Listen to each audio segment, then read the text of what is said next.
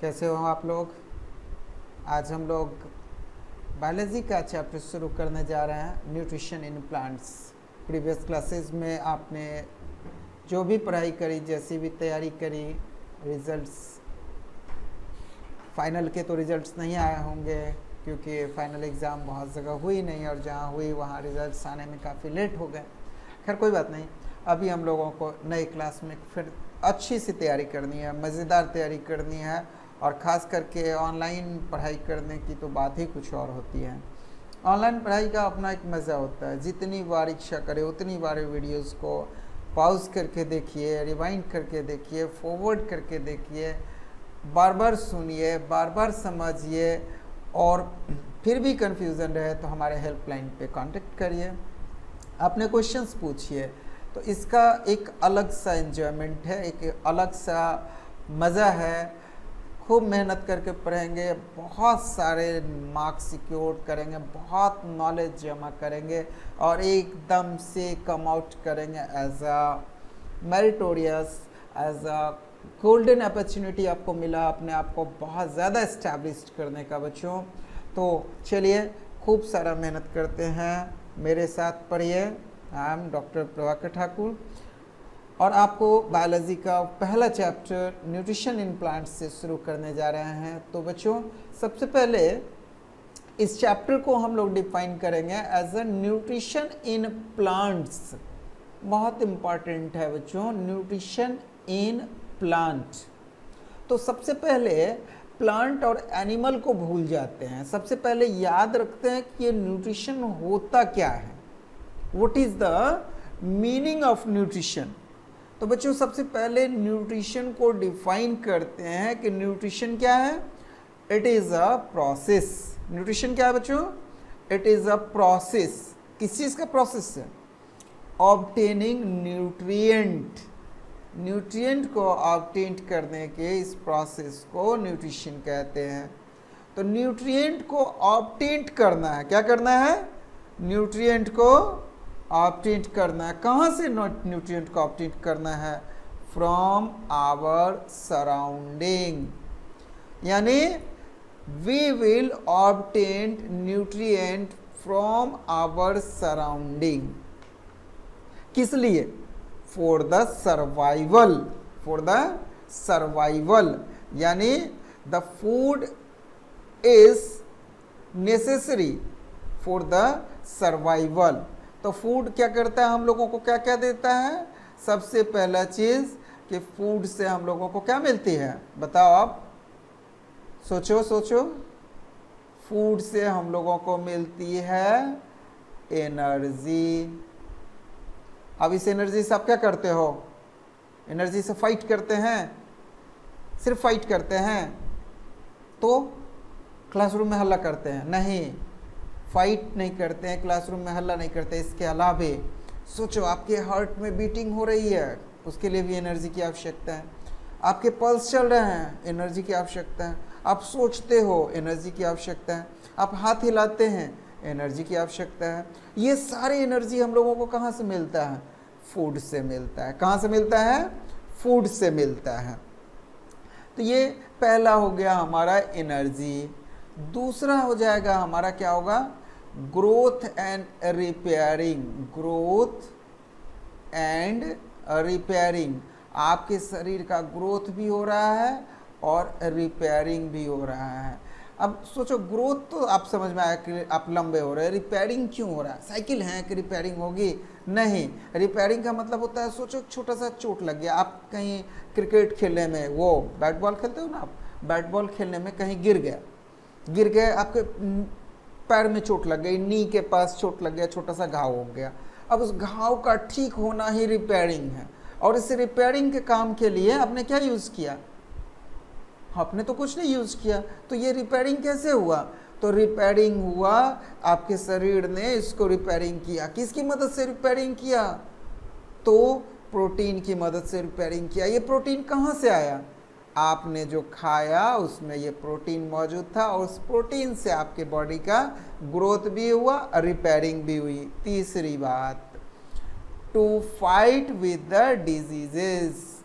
Fight with diseases, आपके शरीर को बीमारियों से बचाने का काम कौन करता है? तो आपका फूड करता है। आप जो फूड खाते हो ना, वो आपके बॉडी के इम्यून सिस्टम को मजबूत करता है, और जब भी कोई बीमारी का माइक्रोब्स आपके बॉडी में आता है तो उसको वो डिशुम मार के भगा देता है। तो ये भगाने का काम कौन कर रहा है? फूड कर रहा है। यानी फूड क्यों जरूरी है? Energy, growth and repairing, fight with the diseases, इस 3 काम के लिए हम लोगों को फूड की आवश्यकता है। तो बच्चों बात कर रहे थे न्यूट्रिएंट्स की। तो न्यूट्रिएंट्स में आप क्या क्या लेते हो? नरिशमेंट जो आप लेते हो, आप जो न्यूट्रिएंट लेते हो, तो न्यूट्रिशन के प्रोसेस में आप क्या क्या लेते हो? सोचे हो कभी? हम लोग न्यूट्रिएंट में लेते हैं, सबसे पहले न्यूट्रिएंट यानी कि फूड जो लेते हैं वो हमारे सर्वाइवल के लिए आवश्यक है। और सर्वाइवल में क्या क्या? तो ये हमने बात करी ना 3, एनर्जी, ग्रोथ एंड रिपेयरिंग और फाइट विद द डिजीजेस। तो इस काम के लिए हम लोगों को फूड लेना पड़ता है। फूड में क्या क्या लेते हैं जरा ध्यान से देखेंगे बच्चे। फूड में हम लोग सबसे पहले लेते हैं कार्बोहाइड्रेट। फूड में सबसे पहले क्या लेते हैं? कार्बोहाइड्रेट। फिर क्या लेते हैं? प्रोटीन। फिर क्या लेते हैं? फैट। फिर क्या लेते हैं? विटामिन। फिर क्या लेते हैं? मिनरल। और फिर क्या लेते हैं? वाटर। तो हमारे फूड के कितने कंपोनेंट हो गए? 1 2 3 4 5 6। तो there are 6 component of our food which we are taking as a nutrient in the process of nutrition। तो आप न्यूट्रिशन को समझ गए कि व्हाट इज न्यूट्रिशन समझ गए? फिर से समझाऊं? तो चलिए व्हाट इज न्यूट्रिशन से एक बार फिर से हमारे बच्चे कॉपी निकालेंगे और उस पर लिखेंगे, फिर बहुत मज़ा आएगा, बहुत मज़ा आएगा। न्यूट्रिशन क्या है? तो न्यूट्रिशन को हम लोग ऐसे डिफाइन करेंगे, it is the process of taking food and utilized. अब इस न्यूट्रिशन के आधार पे ऑर्गेनिजम्स को, तो न्यूट्रिशन को उनके मोड के आधार पे कई भागों में हम लोगों ने बांटा है। तो बात अभी हम लोग इस चीज़ को आगे बढ़ाएंगे और जानेंगे सबसे पहले जो हमारा मोड ऑफ न्यूट्रिशन है ये कैसे डिफाइन होगा। तो यहाँ पे सबसे पहले हम लोग बात करेंगे एक ऑटोट्रॉपिक मोड ऑफ न्यूट्रिशन की। बच्चों ध्यान देंगे, ऑटोट्रॉपिक मोड ऑफ न्यूट्रिशन यानी those organisms who can prepare their on food, जो अपना भोजन खुद से बना सकता है उसको ऑटोट्रॉपिक मोड ऑफ न्यूट्रिशन में लेंगे। पेड़ अपने भोजन को खुद बना सकते हैं, पौधे अपने भोजन को खुद बना सकते हैं, ग्रासेस अपने भोजन को खुद बना सकते हैं, तो they will comes under the group of autotrophic mode of nutrition. दूसरा बात करेंगे बच्चों हम लोग heterotrophic mode of nutrition. Hetero मतलब होता है डिफरेंट, ट्रॉपिक मतलब डिपेंडेंट, यानी heterotrophic organisms are those who depends upon the another for their foods। तो इस तरह से हम लोग 2 भागों में बांट देंगे कि कौन भोजन अपने से ले रहा है और कौन भोजन दूसरे से डिपेंडेंट है। तो हेट्रोट्रॉप्स और ऑटोट्रॉप्स आप समझ गए हैं। तो अब सवाल उठता है कि हेट्रोट्रॉप्स अपने भोजन बनाते कैसे, उनका रेसिपी क्या होगा? क्या उनके पास चूल्हे होते हैं, गैस चूल्हा होता है, सोलर चूल्हा होता है, क्या होता है? तो बच्चों उनके पास एक सोलर चूल्हा होता है। चलिए देखते हैं कैसे सोलर चूल्हा होता है। तो बात करेंगे कि प्लांट्स प्रिपेयर करेंगे अपने भोजन, उसके लिए उसको रॉ मटेरियल चाहिए ना। तो रॉ मटेरियल के रूप में वो सबसे पहला रॉ मटेरियल उनका होता है दैट इज वाटर, यानी कि वो जल से भोजन बनाएंगे, कार्बन डाइऑक्साइड से अपना भोजन बनाएंगे, और सनलाइट वहाँ एनर्जी देने का काम करेगा। मिनरल्स वहाँ पे फूड के वेराइटीज़ तैयार करेगा, और क्लोरोफिल साइट होगा जहाँ पर भोजन बनेगा। बच्चों बहुत ध्यान से समझिएगा इस चीज़ को कि इस प्रोसेस को हम लोग इस तरह से भोजन बनाने के प्रोसेस को फोटोसिंथेसिस कहते हैं। अब बच्चों देखेंगे इस फोटोसिंथेसिस के प्रोसेस में क्या हुआ कि ये देखिए, ये जो हमारा हिस्सा है, यह पत्ती का हिस्सा है बच्चों। ये हमारे प्लांट के क्या हैं, पत्ते हैं। और इस पत्ते में पौधा का जो लीफ है, इस लीफ में क्या होता है, क्लोरोफिल मौजूद है। यहाँ पे क्या मौजूद है, क्लोरोफिल मौजूद है।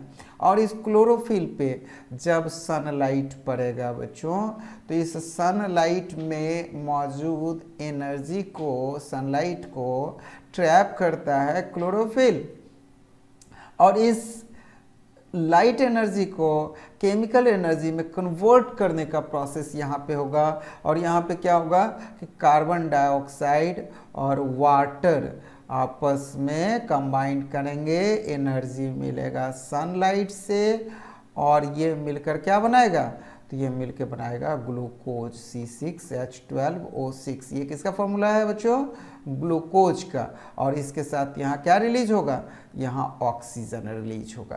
तो इस प्रोसेस को हमने क्या नाम दिया, फोटोसिंथेसिस। और इस फोटोसिंथेसिस के जरिए पौधों में क्या होता है, तो भोजन बनने की प्रक्रिया होती है। तो इसी को हम लोग क्या कहते हैं, फोटोसिंथेसिस कहते हैं।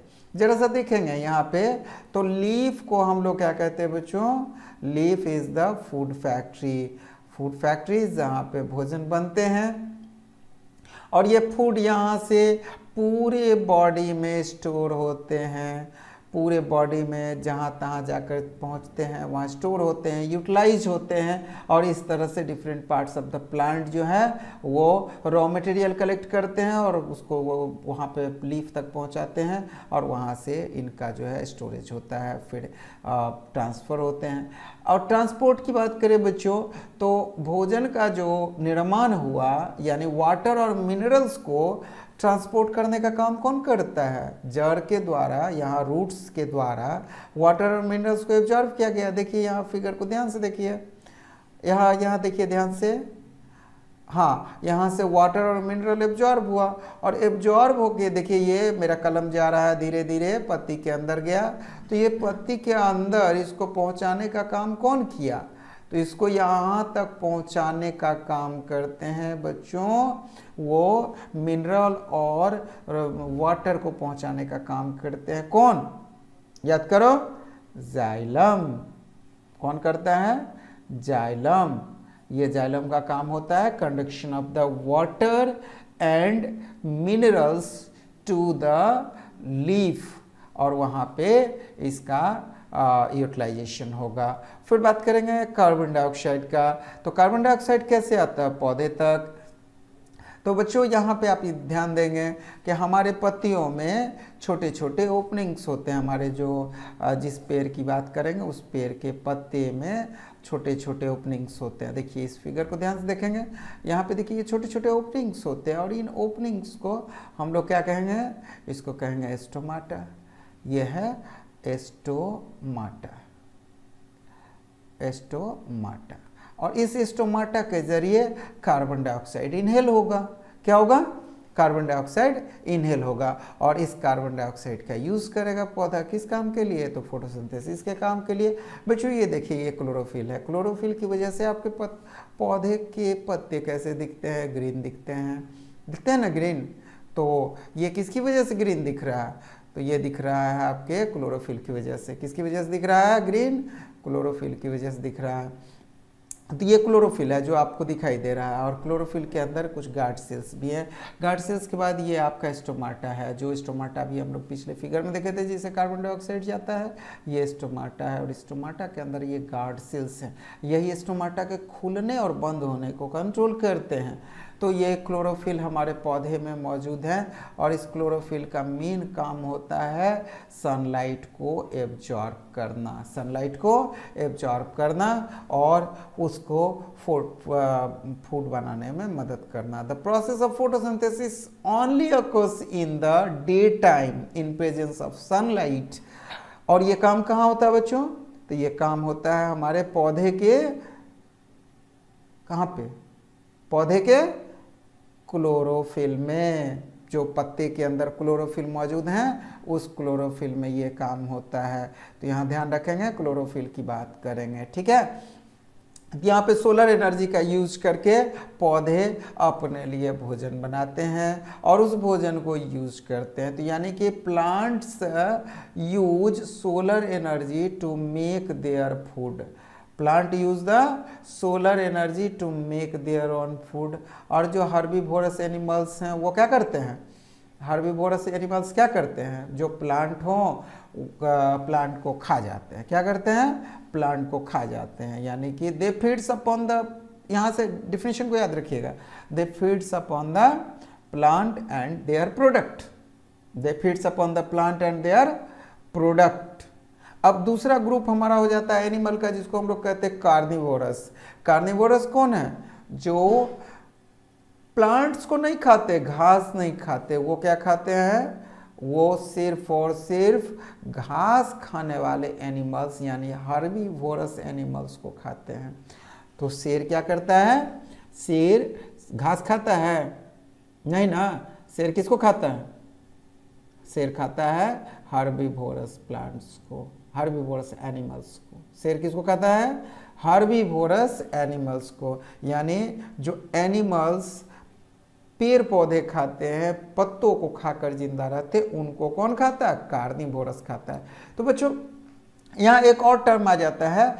अब एक ऐसे ऑर्गेनिज्म की बात करेंगे जो सबको खाता हो, प्लांट्स को भी खाता हो, प्लांट्स को भी खा जाए और एनिमल्स को भी खा जाए। ऐसे को क्या कहेंगे, ऐसे को हम लोग कहेंगे ओमनीवोरस। ऐसे क्या कहेंगे, ओमनीवोरस। और ओमनीवोरस वह ऑर्गेनिज्म है जो दोनों को खाते हैं, जो दोनों को खाते हैं, चाहे वो प्लांट हो या एनिमल हो, दोनों को खा जाते हैं। तो ऐसे ऑर्गेनिज्म को हम लोग क्या कहेंगे, ऐसे ऑर्गेनिज्म को हम लोग कहेंगे, यह वो ऑर्गेनिजम्स हैं जो ओमनीवोरस के नाम से जाने जाते हैं। ठीक है, तो ऐसे ऑर्गेनिजम्स को हम लोग क्या कहेंगे, ओमनीवोरस कहेंगे। तो बच्चों यहाँ पे हम लोग थोड़ा सा एक चीज़ और देखते हैं कि जो हमारे पौधे हैं उसमें प्रोसेस ऑफ फोटोसिंथेसिस क्यों इम्पॉर्टेंट है, ये हम लोग का इम्पॉर्टेंट टर्म है। तो देखो, अगर किसी पौधे में फोटोसिंथेसिस की प्रोसेस नहीं होगी तो क्या होगा, पौधा भोजन नहीं बना पाएगा, भोजन नहीं बनाएगा तो हम लोगों को भोजन नहीं मिलेगी। यानी पौधे क्या है, पौधे प्रोड्यूसर हैं, they produce the food for us, हम लोग उसी को खा के जिंदा रहते हैं। दूसरी बात, और एक और बात ध्यान देने लायक बात है बच्चों, कि हम लोग जब रिस्पिरेशन करते हैं, सांस लेते हैं, तो ऑक्सीजन लेते हैं, कार्बन डाइऑक्साइड छोड़ते हैं, और पौधे उसी कार्बन डाइऑक्साइड को यूज करते हैं और ऑक्सीजन को रिलीज करते हैं। फिर उसी ऑक्सीजन का यूज हम लोग करते हैं अपने कार्यों के लिए। तो सोचिए, यदि पौधे फोटोसिंथेसिस ना करे तो हम लोग को ऑक्सीजन कहाँ से मिलेगा, और जब ऑक्सीजन नहीं मिलेगा तो हम लोगों की क्या हालत होगी, यानी हम लोग ऑक्सीजन के बगैर सांस नहीं ले पाएंगे और उससे हमारी डेथ हो जाएगी। सो हम लोगों को सांस लेना बहुत ज़रूरी है, और इस काम के लिए हम लोगों को ऑक्सीजन कौन प्रोवाइड कराता है, तो सन रेज, ये फोटोसिंथेसिस के जरिए मिलता है। दूसरी बात, एक और चीज़ हम लोग जानेंगे, वो ये कि फोटोसिंथेसिस के दरमियान कार्बन डाइऑक्साइड और वाटर आपस में कंबाइंड होते हैं, लाइट एनर्जी को यूटिलाइज करते हैं, क्लोरोफिल के प्रेजेंस में कार्बोहाइड्रेट और ऑक्सीजन का निर्माण करते हैं। आप ये देखो, यहाँ पे ये ग्लूकोज बन रहा है, ये C6H12O6 क्या है, तो ग्लूकोज है, और ये देखो ये ऑक्सीजन बन रहा है ना, इसी ऑक्सीजन का हम लोग यूटिलाइज करते हैं सांस लेने में, और ये हमारे लिए बहुत ही इम्पॉर्टेंट है, इसके बगैर हमारा सर्वाइवल पॉसिबल नहीं है। बच्चों ये देखो, क्लोरोप्लास्ट, क्लोरोफिल के अंदर क्लोरोप्लास्ट का स्ट्रक्चर देखते हैं, ये हमारा आउटर मेम्ब्रेन है, और ये क्या है, इसका स्ट्रोमा पार्ट है, और ये थैलेक्वाइड है, ये जो थाली जैसा अरेंजमेंट आप देख रहे हो, जो आपको लग रहा है कि बहुत सारा थाली जुड़ा हुआ है, बहुत सारा थाली, देखो इस फिगर में कितने सारे थाली अरेंज करके रखे हुए। तो इस पूरे हिस्से को, एक को थैलेक्वाइड्स कहते हैं, पूरे हिस्से को ग्रेनम कहते हैं, खाली जगह को स्ट्रोमा कहते हैं। और ये जो आप देख रहे हो कि एक ग्रेनम को दूसरे ग्रेनम से जोड़ने वाले इस पॉइंट को हम लोग लेमिला कहते हैं। तो इस फिगर को बेटा एक दो बार ध्यान से रिवाइज कर लेना है, क्योंकि इम्पॉर्टेंट है एग्जाम के लिए। तो आप इसको अच्छे से याद रखेंगे, अच्छे से रिवाइज करेंगे, और इससे रिलेटेड जो भी क्वेश्चंस आएगा उसको आप सॉल्व करेंगे। तो इससे क्या होगा कि ये कंटेंट आपका हो जाएगा और बड़ी आसानी से आपके समझ में आ जाएगा। तो अब यहाँ से हम लोग बात करेंगे कि यह हमारे सेल का ये क्लोरोफिल का स्ट्रक्चर था। अब इसमें क्या होता है कि जो क्लोरोफिल मॉलिक्यूल्स हैं वह सनलाइट को ट्रैप करते हैं और ट्रैप करके वहाँ से एनर्जी को कन्वर्ट करते हैं। ये NADP को NADPH में कन्वर्ट करते हैं और उससे बहुत सारे जो हैं वो एनर्जी रिलीज होते हैं, एनर्जी यूटिलाइज भी होते हैं। यानी कुल मिलाकर हम लोग एक बात कहें तो कहेंगे the entire process of photosynthesis will takes place inside the chlorophyll. ठीक है। अब यहाँ से हम लोग जानते हैं कुछ रेड, ब्राउन और वायलेट कलर के एल्गीज हैं, तो क्या उनमें भी फोटोसिंथेसिस की प्रक्रिया होती है? वहाँ पे क्लोरोफिल मौजूद हैं कि नहीं हैं? अगर हैं तो वो किस तरह से काम करते हैं? इन पिगमेंट्स का में ग्रीन कलर पिगमेंट्स हैं कि नहीं हैं तो कैसे हैं? इन सब चीज़ों की जानकारी अभी हम लोग लेंगे। तो एल्गी में क्लोरोफिल मौजूद रहता है। आपको पता होगा बच्चों कि आप कहीं कहीं देखते होंगे कि कलर जो आपका स्टेंजेंट वाटर में, ये देखिए एल्गीज का फोटो, आप यहाँ ध्यान से देखेंगे, ये एल्गीज है मौजूद हैं and they appears green due to presence of chlorophyll.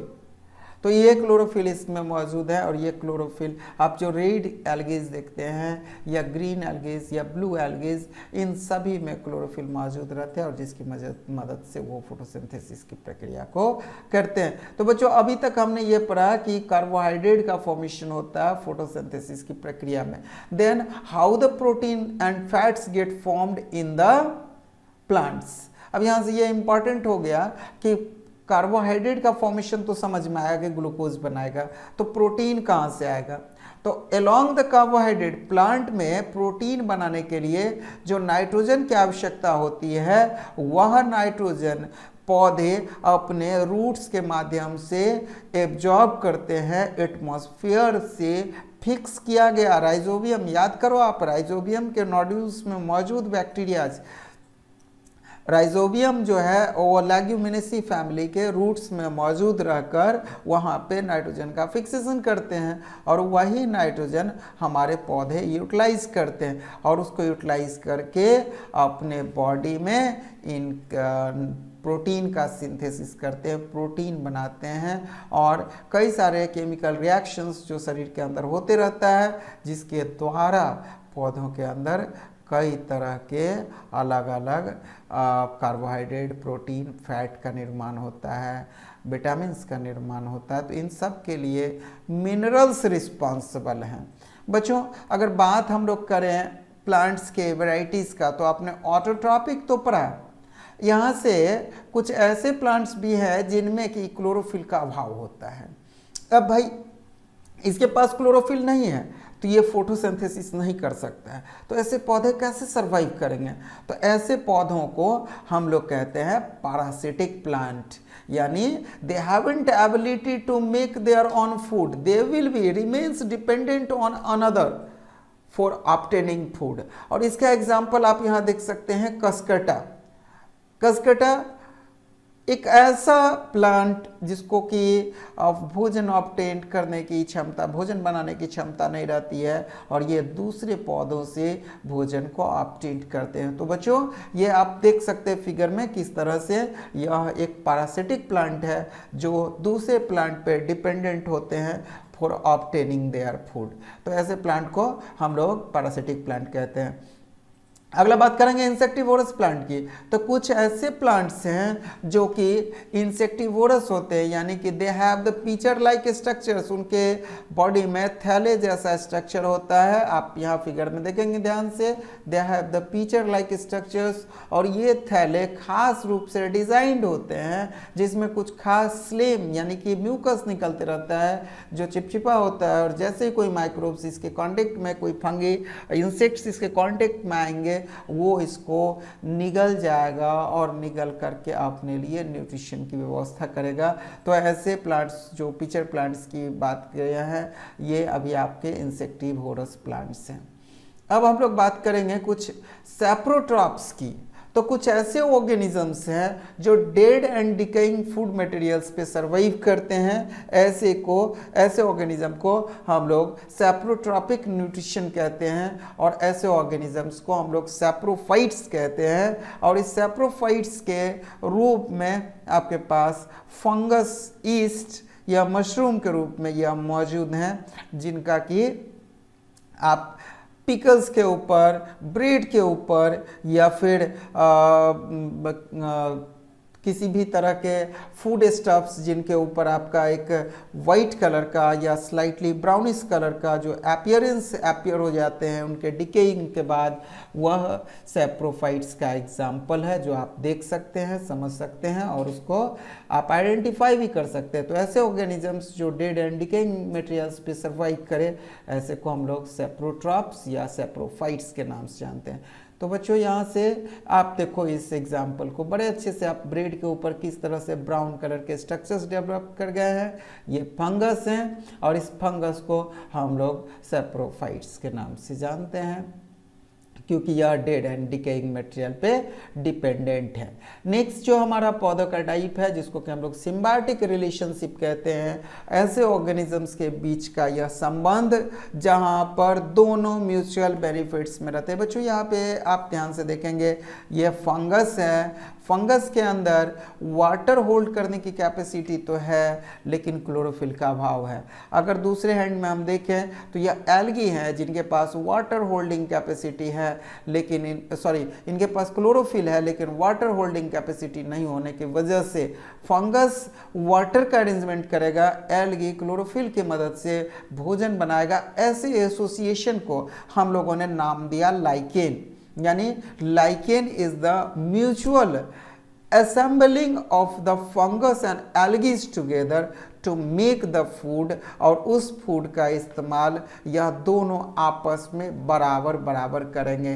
यानी यह दोनों एसोसिएशन में किसी को किसी भी तरह का नुकसान नहीं है, बल्कि दोनों बेनिफिट्स में है और दोनों का बेनिफिट फुलफिल हो रहा है, दोनों का डिजायर फुलफिल हो रहा है। तो ऐसे रिलेशन को हम लोग सिम्बायोटिक रिलेशनशिप कहते हैं। तो इस तरह से हम लोगों ने देखा कि ये लाइकेन थे जिनकी मदद जो एल्गी और फंगस के एसोसिएशन से बनते हैं बच्चों। तो ये लाइकेन का बेनिफिट्स आप लोगों ने देखा यहाँ पे। अब नेक्स्ट हम लोग देखते हैं replenishing the soil with the nutrients, यानी कि पौधों के ग्रोथ के लिए मिट्टी में न्यूट्रिएंट का होना बहुत ही आवश्यक होता है। तो ये सॉइल के अंदर बार बार रिप्लेनिश हो न्यूट्रिएंट, ये आवश्यक है, और इस कार्य के लिए हम लोग फर्टिलाइजर्स और मैन्यूर्स का इस्तेमाल करते हैं ताकि मिट्टी में उसकी न्यूट्रिशनल वैल्यूज बनी रहे। और ऐसे फर्टिलाइजर्स और मैन्यूर्स में पोटेशियम, फास्फोरस, नाइट्रोजन एटसेट्रा होते हैं जो कि बहुत ही इम्पॉर्टेंट है प्लांट के ग्रोथ के लिए। इसके अलावा कुछ खास बैक्टीरियम जैसे कि राइजोबियम जो सॉइल के अंदर मौजूद रहते हैं और यह नाइट्रोजन को कन्वर्ट करते हैं नाइट्रेट और नाइट्राइट्स में, जिसका इस्तेमाल पौधे बड़ी आसानी से कर सकें। राइजोबियम लेग्यूमिनेसी फैमिली कहने का मतलब हुआ कि पी, बीन्स, ग्राम्स एटसेट्रास के रूट में छोटे छोटे नोड्यूल्स यानी गांठ बनाकर उसके अंदर मौजूद रहते हैं। और मौजूद रहकर यह एटमॉस्फेरिक नाइट्रोजन को सिंथेसिस करते हैं और सिंथेसिस करके उससे नाइट्रेट और नाइट्राइट्स का निर्माण करते हैं और उसी नाइट्रेट और नाइट्राइट का इस्तेमाल कर जमीन की फर्टिलिटी को बढ़ाते हैं, जहां पौधे बड़ी आसानी से ग्रोथ कर सकते हैं। तो बच्चों यहाँ बड़ी आसानी से आप इस फिगर में देख सकते हैं कि किस तरह से लेग्यूमिनेसी फैमिली के रूट्स में मौजूद यह राइजोबियम एटमॉस्फेरिक नाइट्रोजन का यूटिलाइजेशन कर पौधे को नाइट्रेट्स की अवेलेबिलिटी कराते हैं और इसी नाइट्रेट्स के फूड के साथ मिलने से, यानी स्टार्च के साथ ग्लूकोज के साथ मिलने से प्रोटीन का निर्माण होता है। तो बच्चों इस चैप्टर में इतना ही पढ़ते हैं। आप इसको बार बार रिवाइज करें, बार बार समझें, वीडियोस को पॉज करके जो इम्पॉर्टेंट्स लगे उनको लिखें और फिर भी कोई समस्या रहे तो हमारे हेल्पलाइन पे कांटेक्ट करें। Thank you. India's best learning app.